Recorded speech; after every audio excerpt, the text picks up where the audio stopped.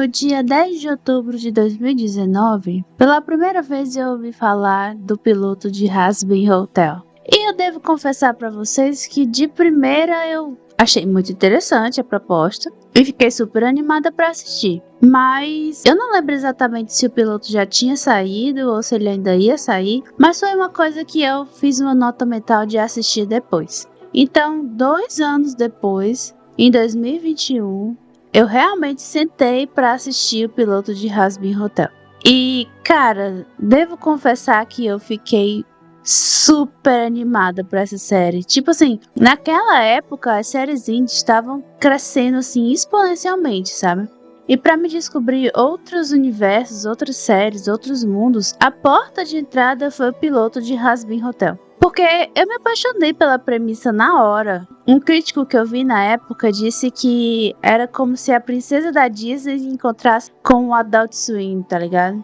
Era uma premissa ótima. Você tem um ser de pura bondade, por assim dizer, que tá tentando realmente ajudar as pessoas em uma ambientação que te compele a ser ruim, que te compele a fazer coisas ruins, que te compele a pensar só em si mesmo, como o andar de baixo, não é verdade? É uma coisa muito legal, entendeu? Como ela vai conseguir superar esse desafio de tentar salvar as almas dos pecadores, tentar mandar as almas pro céu para tentar parar o extermínio, sabe? E tipo assim, eu me apaixonei na hora por isso e fiquei pensando, nossa, essa série vai ser muito incrível. Porque é uma premissa incrível. Os personagens são cada um mais carismático do que o outro. Na hora eu adorei a Charlie, adorei o Angel.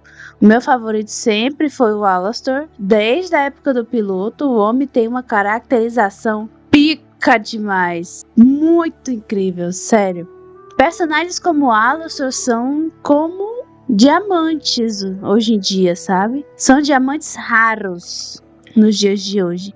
Tem um design único, tem um diferencial único na voz dele, tem uma aura misteriosa, tem uma característica anti-heróica dele que faz ele ser todo especial, sabe? É um dos meus personagens favoritos, eu acho que sempre vai ser. Então, assim, eu tava super animada pra Hazbin Hotel, sabe? Eu não sabia na época se eles iam ser uma série indie que seria postada no YouTube, tipo como o Hell of a Boss, que é outra série da Vives e Pop, que é criadora de ambas as séries, né? Ou se ela ia, sei lá, vender para um estúdio, fazer com alguém ou outra coisa do gênero, né? E para minha surpresa maior, em 2024 eu fiquei sabendo que Hazbin Hotel ia ser uma série lançada na Prime, né?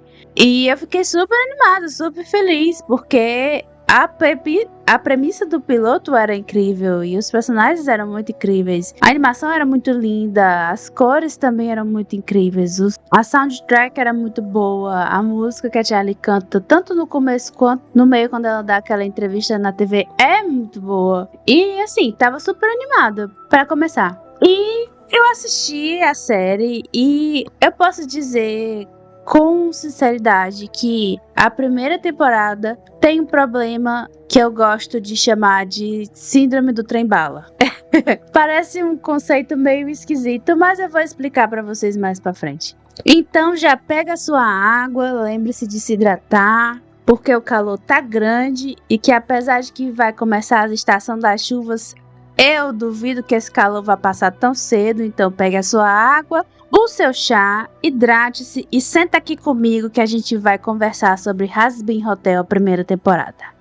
Acho que de primeira vale uma explicação sobre do que eu tô falando, né? Pra você que vive debaixo de uma pedra e não tem a menor ideia do que eu esteja falando, vou falar pra vocês o que é. Hazbin Hotel é uma série que, como eu já mencionei antes, foi criada pela animadora Viviane Medrano, ou como ela é conhecida na web, Vives e Pop, e lançou o seu piloto em 2019 no YouTube de graça para todo mundo ver. O que na época foi uma grande explosão de popularidade, mais de 100 milhões de views em pouquíssimo tempo. Então a galera tava realmente querendo saber do que era essa série. E o que é essa série, afinal de contas? A premissa trata sobre a princesa do inferno, Charlie Morningstar, filha do Lucy, eu vou chamar de Lucy, filha do Lucy Morningstar e da Lilith, que é a rainha dos demônios. E essa garota tá tentando fazer um hotel para que as pessoas possam entrar lá, passar por um processo terapêutico e se redimir para que elas possam ascender aos céus. O problema é que ela tá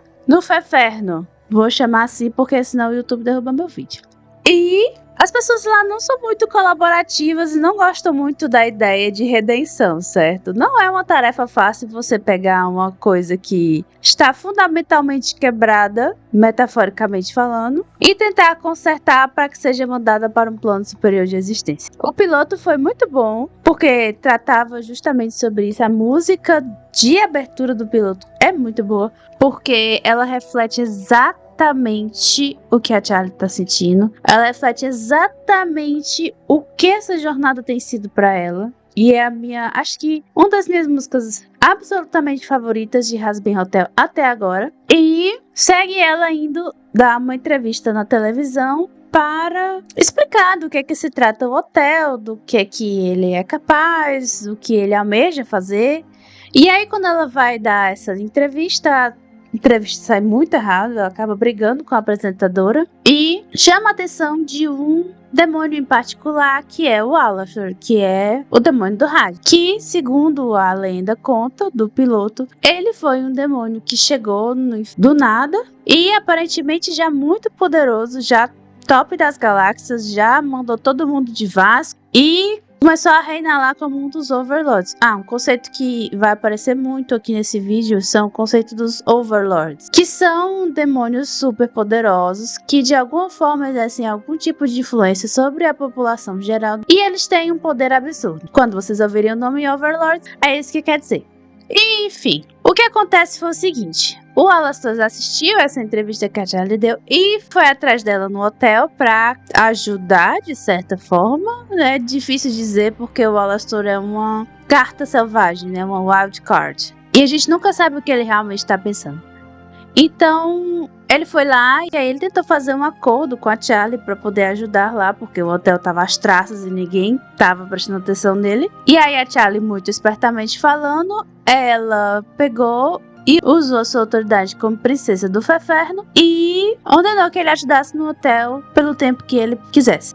E assim o piloto essencialmente termina com um ataque dos serpentes, mas quem liga para os serpentes?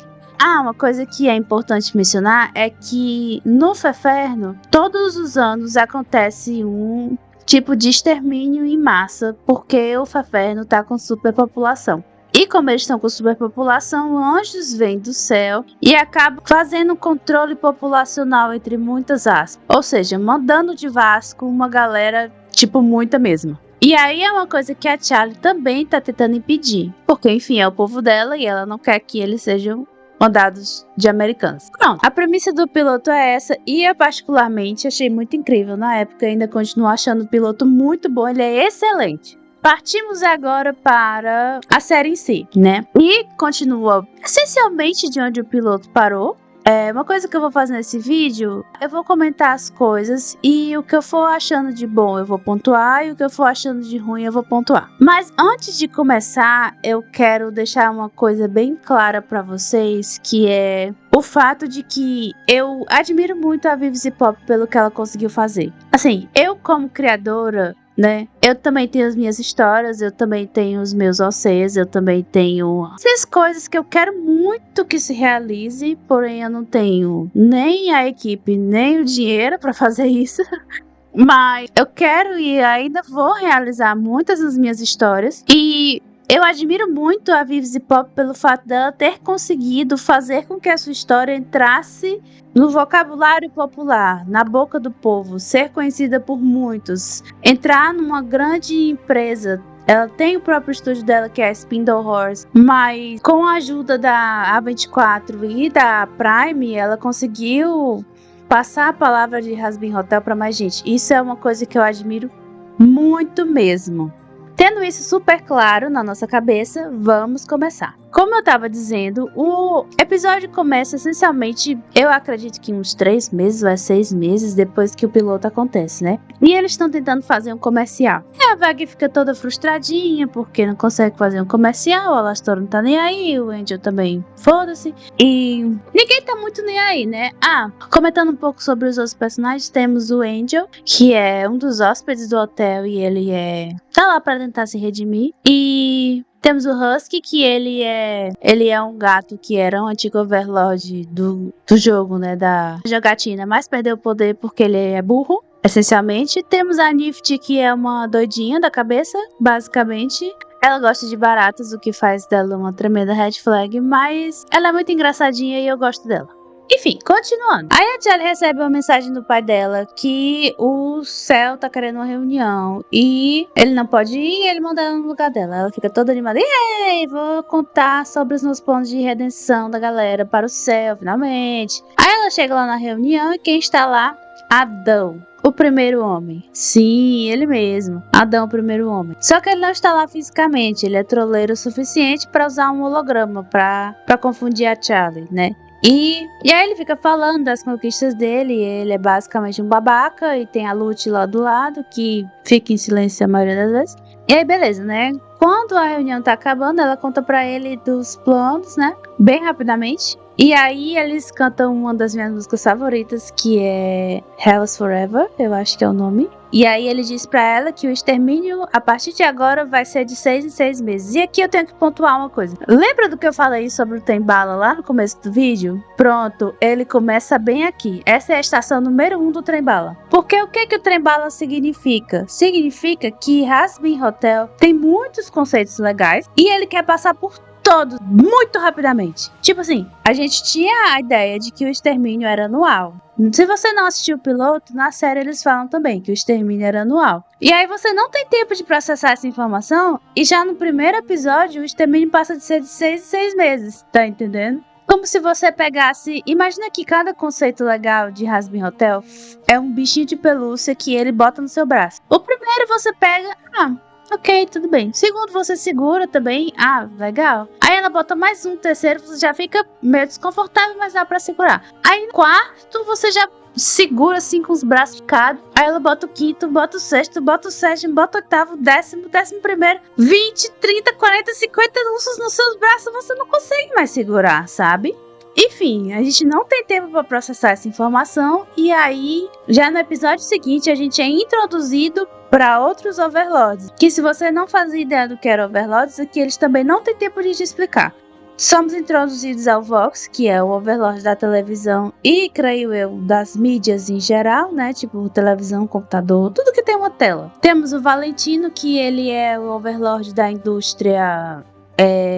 como é que eu posso dizer? De entretenimento adulto, se é que vocês me entendem. E temos a Velvet, que é, eu acho, né? Que é a overlord das social medias, né? Acho, não tenho certeza. Já somos introduzidos a eles e não dá tempo de explicar nada. Eles são os overlords e estão observando a Charlie no hotel. Beleza. Nisso, o que acontece, né? A Charlie tá doida da cabeça porque o extermínio agora é de 6 em 6 meses, então ela tem que redimir uma galera pra ontem, né? Beleza, tudo bem. Aí aparece um cara chamado Serpentius, que ele tenta ser um overlord, mas falha miseravelmente. Ele arranca um pedaço da roupa do Alastor, e o Alastor fica meio puto com ele, manda ele ir catar coquinho. E aí o Serpentius é recebido no hotel e tal, e aí a Charlie começa a dizer que mesmo um integrante do hotel, não sei o que. Porque ele é incrível, não sei o que, mas beleza. Aí ela faz uma dinâmica com os personagens, né? E aí eles se vestem de uma maneira esquisita e tal. Enfim. É meio bizarro, mas... ok, ninguém liga, ninguém se importa. E aí, a gente não tem tempo de processar essa informação e já descobrimos que o Serpentius é um espião e que ele estava trabalhando para os overlords que foram introduzidos no começo do episódio. Não dá tempo de processar. E ele já é descoberto. E ele leva uma surra do Angel. E aí é muito rápido, é muito rápido. Aí a Charlie cantou a música com ele. E fica tudo bem no final. Tudo bem, beleza. Aí, seguindo mais pra frente, o Serpente está morando no hotel agora e ele tem uns ovos, parecem pessoas, só que com cara de ovo, com jeito de ovo. E ele gosta desses ovinhos, mas eles estão fazendo uma bagunça e aí a Veg manda o Alastor se livrar deles. E aí o Alastor vai numa reunião com os outros Overlords, né? Ah, um detalhe importante. O Alastor, que é o demônio do rádio, ele tem uma rixinha com o Vox e... Porque, enfim... Television Kill the Radio, etc, etc, etc. Isso vai ser muito importante, principalmente na segunda temporada. E a gente vai chegar lá, confia em mim? Beleza, aí ele vai para essa reunião com outros Overlords, que são muitos. Eu não sei o nome de todos, inclusive, mas o que é relevante para nós aqui agora, temos o Alastor, que é o nosso demônio do rádio, temos a Carmilla Carmine, que é a Overlord das armas, eu a imagino.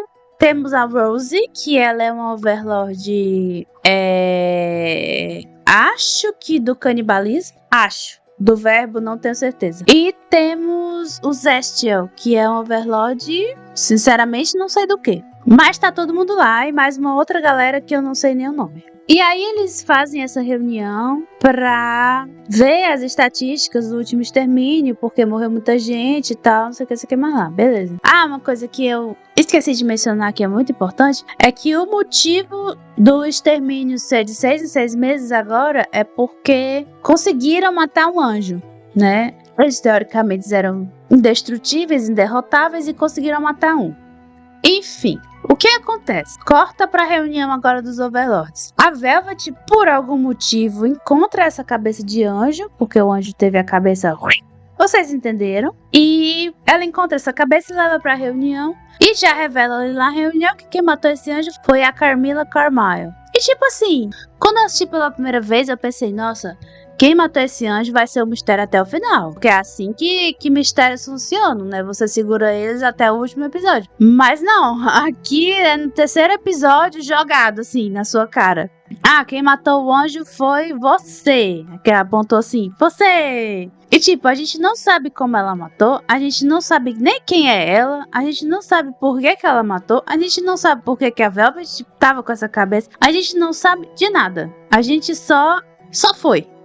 E aí, um dos ovinhos dos serpentes que tinha ido na reunião com o Alastor escuta dizer que a Carmilla matou esse anjo com uma arma angelical. Que eu tenho um parêntese a fazer. O que os anjos fariam armas que podem mandar de Vasco eles mesmos? Assim, porque se eu fizesse uma arma pra mandar de Vasco um monte de gente, eu com certeza fabricaria essa arma pra não se voltar contra mim. Eu acho que isso é um senso comum. Mas assim, isso vai de cada um, né? Enfim, conversa vai, conversa vem. A trupe tá se afeiçoando às serpentes, o tempo tá passando. E aí a Charlie tem a ideia de falar com o pai dela, que é o Lucy, né? Aquele mesmo. E aí a gente fica esperando, fica na expectativa de que seja um cara tipo... Uau! Não sei o que, porque todas as retratações do Lucy na nossa mitologia e imaginário popular sugerem que ele seja um cara, né, grande, imponente, poderoso e tudo o mais. Mas aqui não. O que é uma coisa que eu acho que gosto, que é uma subversão da expectativa no sentido de que ele não é essas coisas todas que é na mídia, mas continua sendo de certa maneira muito poderoso. Mas, a parte que eu fico meio assim, cabreira, por assim dizer, com essa retratação do Lucy, é porque quando a gente é introduzido a ele tá numa sala repleta de patinhos de borracha. E tipo assim, ter fala em quebra de expectativa, né, cara? Ok, choices, né? Fazer o quê? Aí a Charlie fala com ele, tá? Se precisa de ajuda, precisa de uma reunião com o Céu, porque enfim, não deixaram ela falar na reunião. E aí ele diz, mas o Céu não dá pra confiar, não sei o que, não sei o que. Antes disso, o Lucy tem uma rixazinha com o Alastor, porque ele começou a criticar o hotel e o Alastor tava meio, não sei o que. E aí eles tiveram essa rixazinha e aparece uma personagem chamada Mimsy. A Mimsy é uma amiga antiga do Alastor e isso é uma coisa que eu acho bastante curioso, que eles retêm as memórias de quando ainda estavam vivos, porque se a Mimsy se lembra do Alastor e vice-versa, eles com certeza se lembram do que aconteceu quando eles estavam vivos. Esse é um ponto que poderia ser explorado um pouco melhor, eu acho, né? Claro que a gente tem flashbacks, tanto mais na segunda temporada, né? Não tanto na primeira, mas mais na segunda. Mas poderia ter sido explorado um pouco melhor, na minha humilde opinião. Enfim, aparece essa guria e solta um monte de exposição pro Alastor, porque essa sessão eu chamo de: se você não assistiu o piloto, aqui está o motivo para o Alastor ser tão poderoso assim. Porque basicamente ela repete o que a Veg falou no piloto pra todo mundo ouvir, né? Sussa. Isso é uma coisa que eu não gosto muito em Hazbin Hotel, que tem uma regra no storytelling que se chama Show Don't Tell. Que é o quê? Mostre e não conte, que consiste no fato de que você, quando vai fazer uma obra audiovisual, é preferível você mostrar para o seu espectador o que você quer contar do que contar diretamente para ele. Vou dar um exemplo. A Mimsy, meio que diretamente, entre aspas, fala pra gente por que o Alastor é tão poderoso, né? Isso é tell de um show, né? Que é contar ao invés de mostrar ele fazendo isso. Claro que tem as imagens pra apoiar o que ela tá falando, mas seria mais impactante se a gente visse ele fazendo isso do que ela propriamente contando. Porque o que ela conta é pra gente temer o Alastor. Ela contar, ele é super poderoso, ele é assim, sensato, torrado. Mas tem uma cena depois que retrata justamente isso. Enfim, um exemplo de show don't tell que eu quero exemplificar aqui é em The Amazing Digital Circus. Por exemplo, o Jax é um babaca. Mas em vez de você ter um personagem dizendo pra gente que ele é babaca, ele nos mostra com atitudes o porquê que ele é babaca. Por exemplo, ele dá um tiro na Hagatha do nada, ele faz bullying com a Gangle, ele trata todo mundo como se fosse um pedaço de lixo, esse tipo de coisa, sabe? E você fica, nesse caso, este personagem é um babaca, sem ter que a pessoa diretamente dizer pra gente que ele é um babaca. A gente tá vendo que ele é um babaca, não precisa ninguém dizer, tá entendendo? É sobre isso, esse é show don't tell. E mais importante ainda, a gente descobre por que ele é um babaca, né? No episódio 7 de The Amazing Digital Circus. Inclusive, vou deixar esse vídeo aqui pra vocês assistirem depois, tá muito bom. Enfim, continuando. Ela vai na reunião do céu e lá eles encontram, né, o Adão e a Lute, junto com outros anjos, né, que são os serafins, que é a Sarah e a Emily. Aí eles cantam uma musiquinha feliz sobre o céu, não sei o quê. E aí eles vão pra reunião. E aí a Charlie tenta convencer todo mundo de que a redenção é possível e que tem uma pessoa no caminho, né? Que é o Angel. E aí um ponto que vale comentar aqui é que a caracterização do Angel é muito boa. Porque você vê os struggles do personagem, né? Você vê os problemas pelo qual ele passa. E você simpatiza com ele. Você quer que ele saia daquela situação, entendeu? Porque o que acontece com o Angel? Ele foi um cara que vendeu a sua alma pro Valentino, que é o overlord da indústria de entretenimento adulto, né? E o Valentino faz gato e sapato dele, né? E ele tem a música dele é Poison, né? E essa é uma das músicas que eu mais gosto pelos motivos errados. Eu não deveria gostar dessa música porque ela retrata bem o abuso que o Angel sofre, mas ela é muito boa nessa caracterização, entendeu? Porque uma coisa que eu acho que as músicas, na maioria das vezes, né? Não tô dizendo que esse é o caso 100%, mas pra mim ela tem duas funcionalidades, né? Que primeiro é mostrar a rotina e segundo é mostrar o estado de espírito do personagem. E eu acho que essa música do Angel faz os dois muito bem, porque mostra a rotina que ele tem com o Valentino e mostra o estado de espírito dele, que ele tenta colocar um tipo de máscara pra disfarçar a dor que ele sente, sabe? E a caracterização do Angel é muito boa por isso. É um dos meus personagens favoritos. Enfim, anyway. Aí nessa reunião com os anjos, eles mostram que o Angel tá tentando se redimir. Ele até confronta o Valentino na boate e tal, não sei o quê. E uma coisa que eu sinceramente, espero que o show faça é deixar claro os termos do contrato do Angel. Porque nessa cena da boate, eles encontram com o Valentino. E o Angel diz, eu não preciso respeitar você aqui, só lá no estúdio. E tipo assim, seria bom explicar essas nuances, porque o que eu acho que vai acontecer, o que eu espero que aconteça no futuro é que o Angel Dust se redima, né? ele tá a 2 passos para se redimir. Então seria bom explicar porque o alma dele não pertence a ele, pertence ao Valentino, então teoricamente ele não pode subir aos céus porque a alma dele não tá com ele. Dá pra entender mais ou menos? Conta aqui embaixo se vocês entenderam. E aí, não sei o que, mas não pode, porque o céu tá fechado, não sei o que, mais lá, blá, blá, blá, blá, conversa vem, conversa vai, conversa vem, conversa vai. Do nada, o Adão resolve dizer que a Veg é um ex-anjo que foi expulso do céu, porque em algum desses extermínios aí que teve, ela não conseguiu mandar de arrasta pra cima uma criança, e aí foi expulsa do céu e tudo mais, tudo mais. E aqui eu abro um parêntese. Cara, precisava dessa lavagem de roupa? Tipo assim, imagina a cena, você tá na reunião, você trabalha numa empresa, e aí você tá tendo uma reunião com o CEO da empresa rival, que tá, né, você tem a sua empresa, vamos colocar aqui uma empresa de refrigerante, pronto. Você tem uma empresa de refrigerante e você tá tendo uma reunião com o CEO da empresa rival. Você tá tentando convencer de que o seu produto é bom e que é uma parceria que vale a pena fazer, porque ambos poderiam lucrar mais e não sei o que mais lá. Lindo. Aí do nada, vamos dizer que o seu bully da escola, que trabalha na empresa rival, pega e começa a expor a sua vida pessoal na reunião. Tipo assim, oi?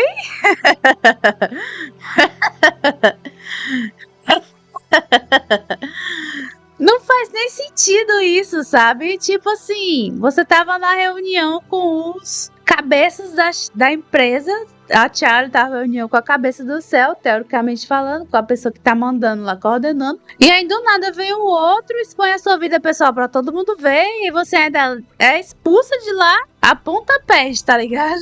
Não faz nem sentido isso, não faz nem sentido isso. E assim, é uma coisa que eu critico muito em Hazbin Hotel, porque tanto em Hazbin Hotel como Hello Lava Boss são shows que não têm hierarquia. O que eu quero dizer com isso? Porque a Sarah, teoricamente, ela tá em cima do Adão, que é o chefe da guarda, acho, entre aspas, do céu, que tá acima da Lute, que é um dos soldados da guarda, vamos supor assim. É comandante, general e soldado. Se fosse num show que tivesse hierarquia, na mesma hora que o Adão tivesse falando sobre a expulsão da Veg, ela disse assim, meu irmão, calha a sua boca, que o assunto aqui não é esse. Era pra ela ter dito isso.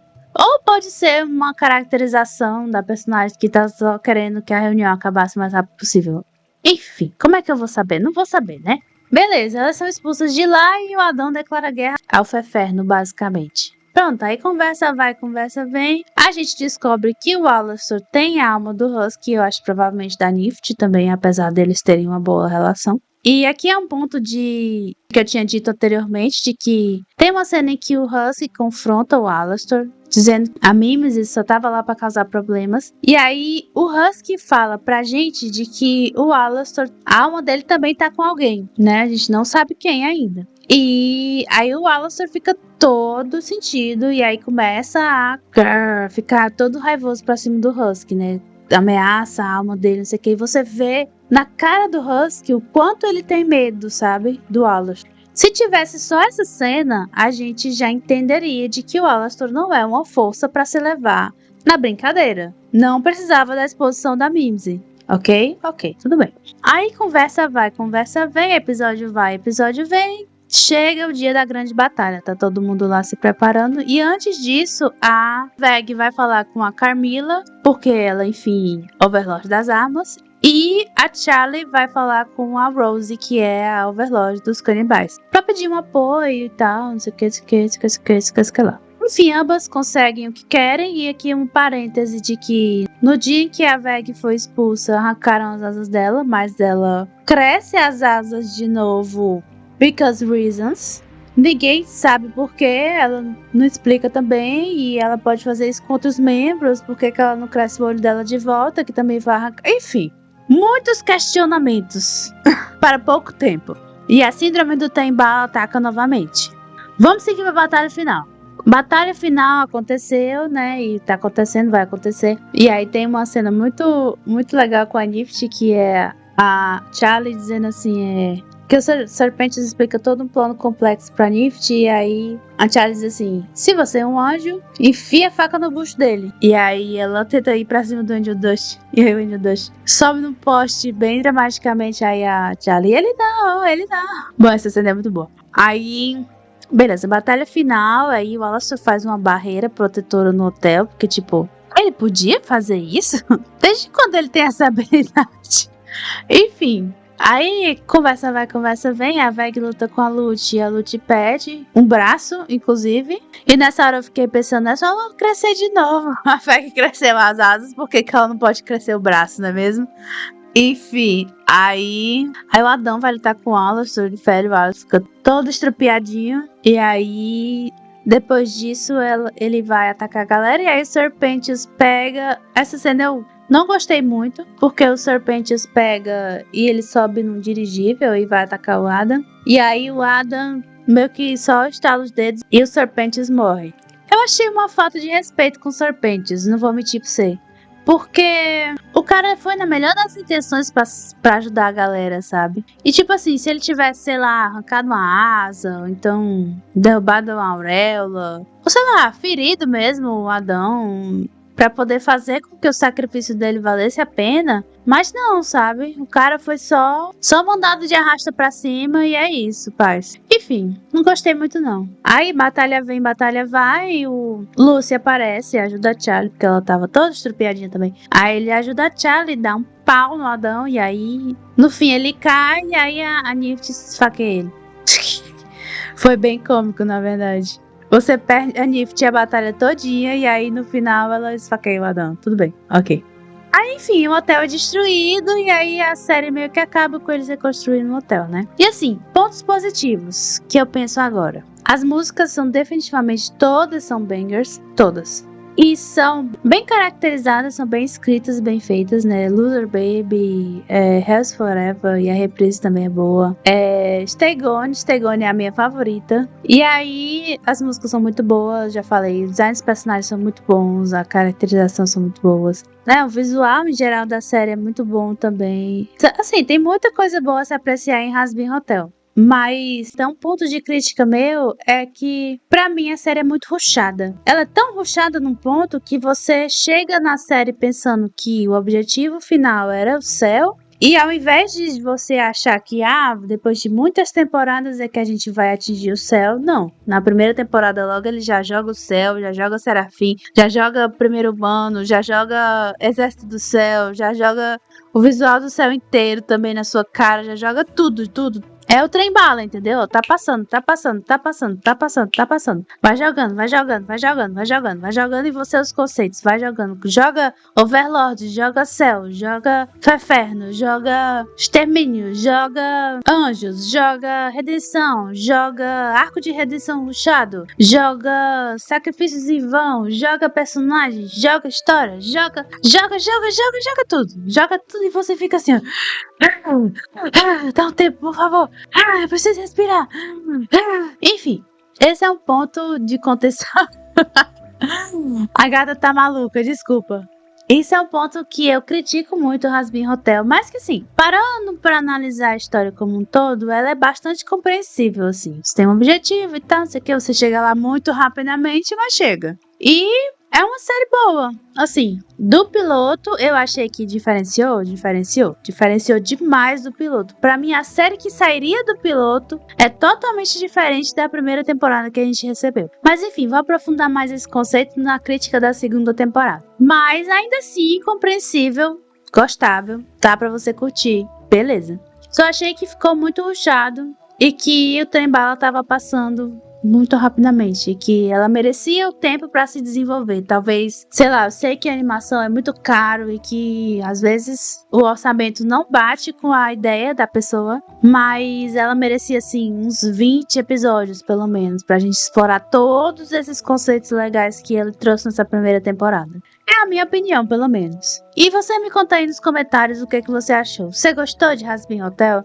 Você achou que foi rushado também? Você mudaria alguma coisa? Você acrescentaria alguma coisa? Você entendeu bem o que a série estava querendo te passar? Me conta aqui embaixo que eu quero saber. E se você gostou desse vídeo, deixa o seu like aqui embaixo, deixa o comentário que eu falei e se inscreve também para apoiar esse canal, porque é um projeto bem passional e eu gosto muito de estar fazendo esses ensaios aqui com vocês, sabe? Então, se inscreve, comenta também, eu fico super feliz de ver os comentários de vocês. E é isso. Logo, logo eu trago a parte 2, né? Trazendo as críticas da segunda temporada. E oh boy, eu tenho opiniões fortes sobre essa segunda temporada. Mas enfim, vai ficar pro próximo vídeo. E é isso. Tchau!